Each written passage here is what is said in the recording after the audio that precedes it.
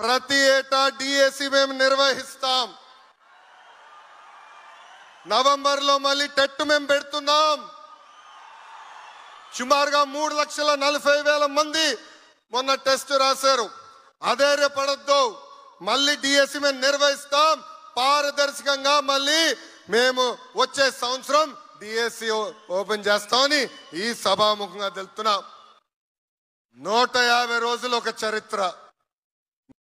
3 తరాలు మా కుటుంబంలో డిఎస్సి నిర్వహించడానికి అవకాశం వచ్చింది.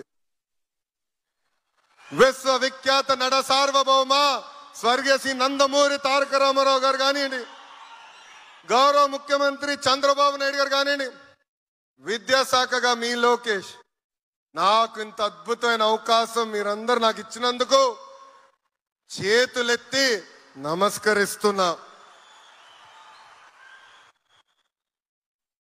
విద్యా వ్యవస్థలో మనం మార్పు తీసుకురావాలి.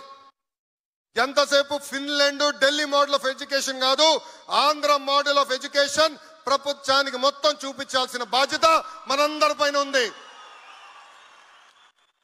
గౌరవ ముఖ్యమంత్రి గారు అడిగారు, నీకు ఏ శాఖ కావాలంటే విద్యాశాఖ ఇవ్వండి అన్న. నీ వల్ల అవుతుందా? యూనియన్లు ఉంటారు, ఉపాధ్యాయులు ఉంటారు, చాలా కఠినమైన శాఖ అంటే అందుకే ఇవ్వండి సార్, మార్పు తీసుకొచ్చి మీ దగ్గర పెట్టే బాధ్యత ఒక యువకుడిగా నేను తీసుకుంటా అన్న. అందుకే ఇక్కడున్న ఉపాధ్యాయులందరినీ కోరుతున్నా, ఇంతేకాదు లైవ్ లో చూస్తున్న ఉపాధ్యాయులందరినీ కోరుతున్నా, రండి కలిసికట్టుగా పనిచేద్దాం.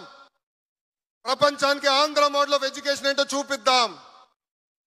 5 సంవత్సరాల్లో గ్యారంటీడ్ ఎఫ్ఎల్ఎన్ అందిద్దామని ఈ సభాముఖంగా మీ అందరు తెలుపుకుంటూ, ఉత్తమ ఉపాధ్యాయుల్ని గౌరవ ముఖ్యమంత్రి గారు నేను కోరుతున్నా, సార్ ఉత్తమ ఉపాధ్యాయుల్ని ఇతర దేశాలకు ఎక్స్పోజర్ విజిట్ కి పంపించాలని నాలో కోరిక ఉంది.